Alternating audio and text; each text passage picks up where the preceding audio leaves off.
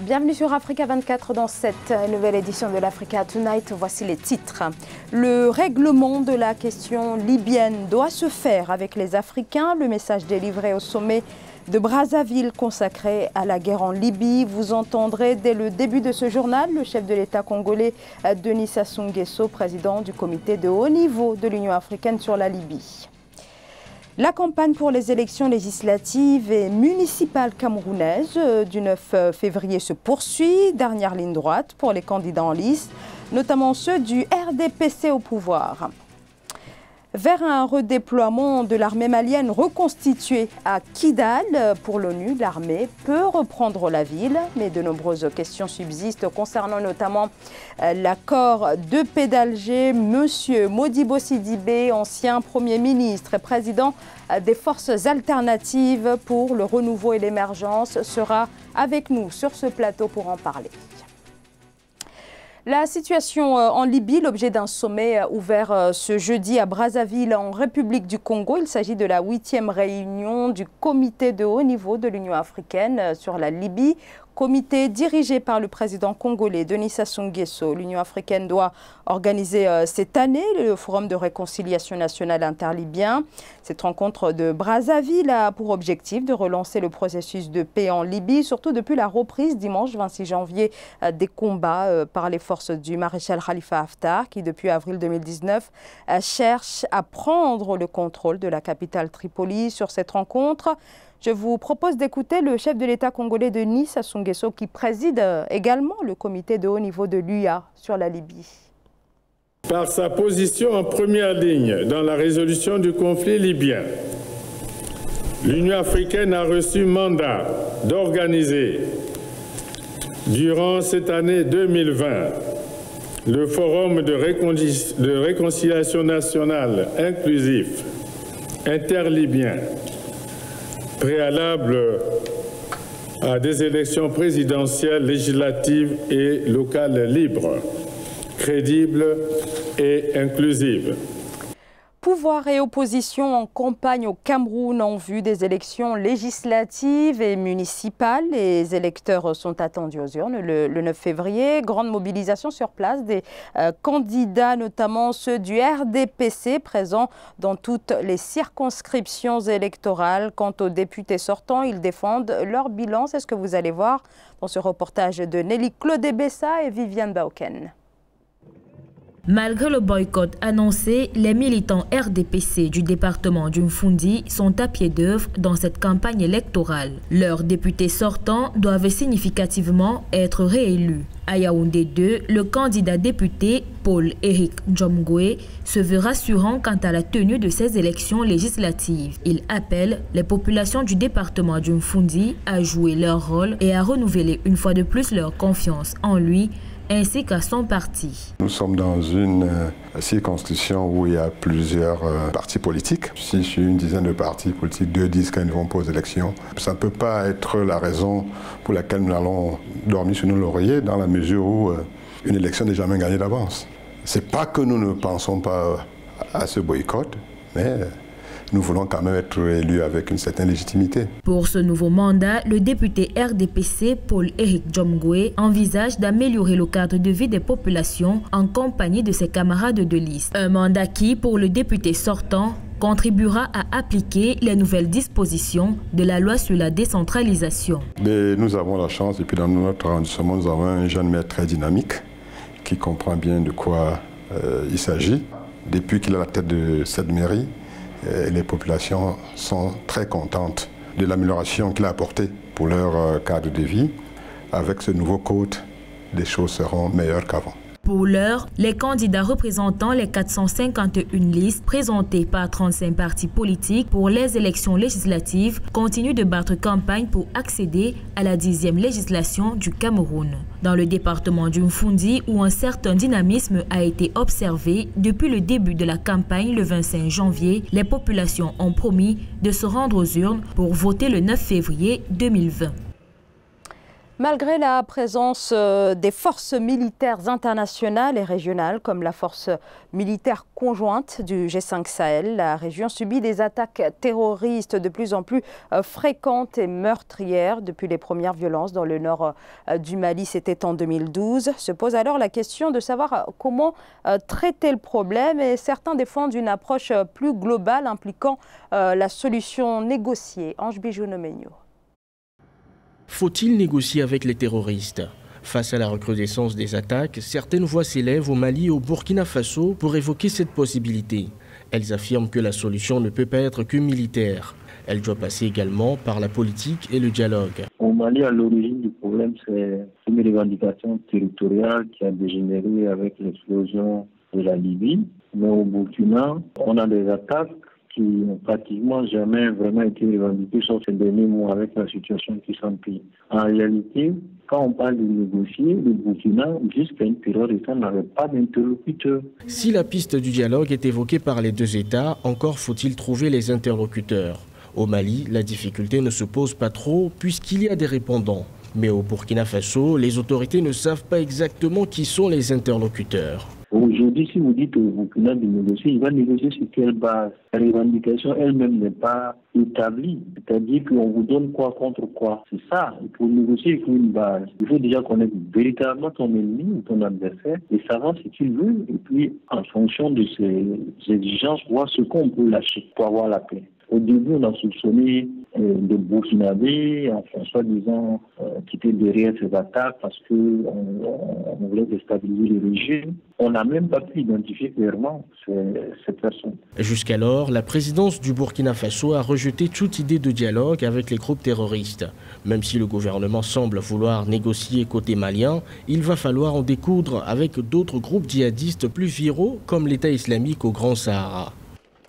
Et concernant la situation au Mali, l'ONU appelle à accélérer la mise en œuvre de l'accord de paix. Et pour l'organisation, l'armée malienne a la possibilité désormais, et ce, dès le 1er février 2020, de revenir à Kidal. Kidal, cette ville du nord où l'État a perdu tout contrôle. La ville est aux mains d'anciens rebelles. Pour les Nations Unies, l'État doit retourner dans la ville conformément à l'accord de paix d'Alger. Pour en parler, nous recevons ce soir dans ce journal M.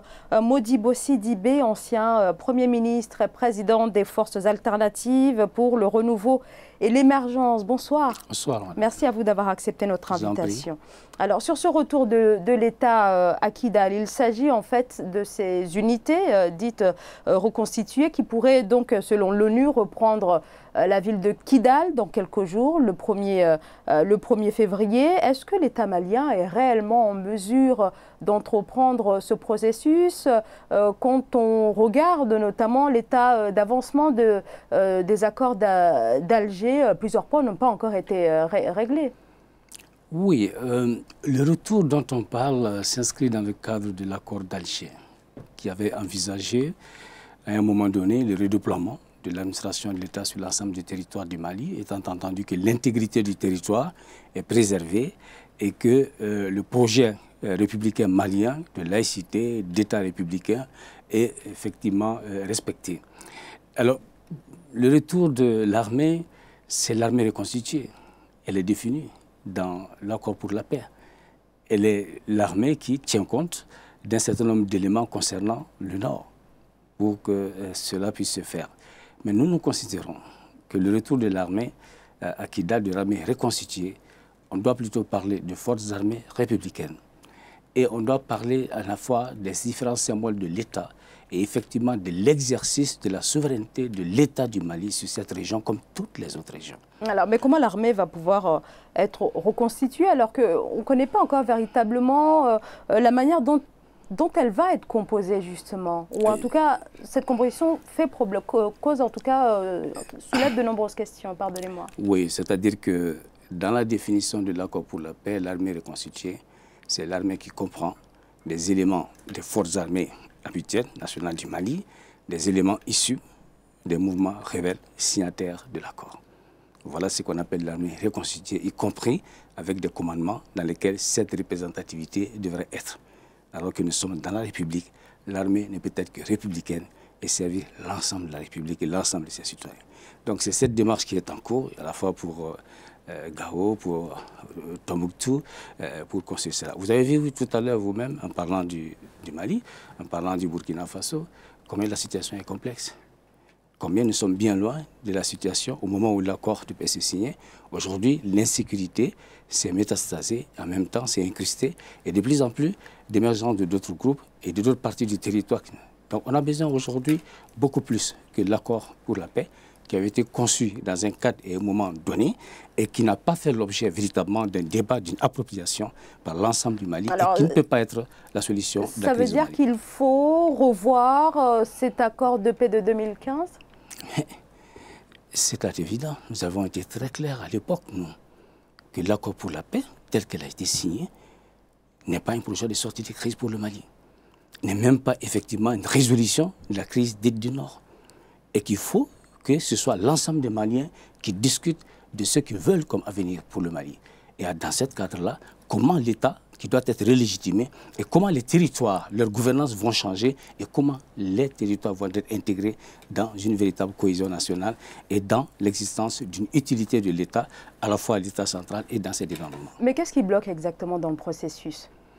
Dans le processus, je crois qu'il y a la complexité de l'accord lui-même, la façon dont ça a été conçu, la multiplicité des organes, le croisement des délais excède les capacités.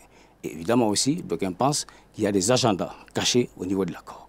Mais ce qui est le plus important, le dialogue national qui vient de se tenir, auquel nous n'avons pas participé pour mille et une raisons, mais certains des Maliens de bonne foi y ont participé. On a posé la question de la révision de l'accord, qui a été accepté à condition que ça se fasse suivant le mécanisme de l'accord. Mais il aurait fallu que ce soit un vrai débat lors du dialogue national sur la question de l'accord pour la paix, mais au-delà de l'accord pour la paix, sur la question de la sortie de crise du Mali. L'armée va être à Kidal et après. Est-ce que c'est ça, la sortie de crise du Mali? Est-ce que le dialogue national qui s'est tenu, où on dit maintenant il faut aller au référendum, il faut aller aux législatives, c'est ça la solution du Mali? Devant tant de complexité, devant tant de drames qui se jouent devant nous, y compris à Sokolo et ce qui s'est passé? Alors au Mali, il y a la présence des casques bleus de l'ONU, il y a également la force conjointe du G5 Sahel, la force française Barkhane, en tout cas énormément de forces militaires au Mali et dans l'ensemble de la région, mais la situation sécuritaire, on le sait et on le voit bien quasiment chaque jour au Mali, notamment la situation sécuritaire ne fait que se dégrader, le terrorisme armé se renforce et gagne progressivement du terrain. Est-ce qu'il n'y a pas là matière à interroger la pertinence de la présence militaire étrangère au Mali ? Ce n'est pas pour moi simplement d'interroger cette permanence-là. C'est la question de repenser. Quelle est notre réponse? La réponse du Mali, comme stratégie de sortie de crise, l'ensemble des événements auxquels nous sommes confrontés, qui nécessitent à la fois une intégration des aspects sécuritaires, des aspects politiques, des aspects économiques et sociaux. Et c'est dans cela qu'il y aura plus de clarté de ce qui nous accompagne, qui vont s'insérer, qui vont apporter leurs appuis dans ce que nous, Maliens, aurons défini, dans ce que nous, Sahéliens, auront défini. Tant qu'il n'y aura pas ça, il y aura toujours des frustrations, des interrogations, des perceptions parfois peut-être négatives sur la présence de telle ou telle force, qui ou pourtant sont nécessaires à un moment donné dans le dispositif pour faire la sortie de crise. Donc vous dénoncez d'une certaine façon un manque de stratégie de la part de l'État malien. Il y a un manque de stratégie, pas seulement de l'État malien. Il faut également que la communauté internationale réajuste son approche de la question. Et si effectivement elle affirme que c'est un accompagnement, alors on a besoin d'une véritable coordination stratégique au niveau le plus élevé de la part du Mali. Monsieur Modibo Sidibé, merci d'avoir été notre invité ce soir. Modibo Sidibé, ancien Premier ministre et président des Forces alternatives pour le renouveau et l'émergence. Merci beaucoup. Je vous en prie, c'est bon. Merci. Focus à présent sur la visite du président turc Recep Tayyip Erdogan au Sénégal. Les deux États souhaitent donner un nouvel élan à leur partenariat. Le chef de l'État a été reçu par le président sénégalais Macky Sall, pour qui la Turquie occupe un rôle de premier plan, notamment dans ses grands projets d'infrastructure. Siamlo Victoria Selci. Le Sénégal et la Turquie renforcent leur coopération. Ce mardi 28 janvier, 7 nouveaux accords ont été signés entre les présidents Macky Sall et Recep Tayyip Erdogan de la Turquie, Le président turc était en visite officielle au Sénégal pour la deuxième fois en tant que chef d'État. Vraiment, je suis très satisfait de la coopération et il y a d'autres sujets sur la défense qui rentrent aussi dans ce cadre. Il faut que le Sénégal aussi vende à la Turquie. Et dans ce cadre, nous sommes en train justement de faire en sorte que nos produits, notamment notre produit phare, que l'arachide puisse également accéder à ce marché après la Chine et l'Europe. Le président Recep Tayyip Erdogan, qui était accompagné d'une forte délégation du secteur privé. Les deux homologues ont également présidé l'ouverture du Forum d'affaires Sénégal-Turquie, un forum qui entend développer le secteur privé des deux pays et élargir leur coopération à d'autres domaines. Grâce aux gros investissements dans les infrastructures notamment, la Turquie devient résolument un partenaire fiable pour le Sénégal. Nous avons atteint la plupart de nos objectifs fixés en 2018 et je me réjouis de cela. Nous nous étions fixés à l'époque un volume d'échanges commerciaux de 400 millions de dollars et Dieu merci, nous avons pu l'atteindre. Cependant, les données de 2019 nous montrent bien que nous devons consacrer davantage d'efforts, développer les liens commerciaux entre nos pays respectifs. Aujourd'hui, nous nous sommes fixés un objectif ambitieux qui est d'atteindre 1 milliard de dollars et je crois que nous allons atteindre ces objectifs au plus tôt. Cette visite devrait permettre de mettre en place une nouvelle politique d'ouverture, beaucoup plus dynamique, a assuré le président sénégalais. 29 projets de développement ont par ailleurs été annoncés. Ce journal a été réalisé par l'ensemble de la rédaction. Merci de votre fidélité. Dans un instant, une nouvelle édition de l'actualité sur Africa 24.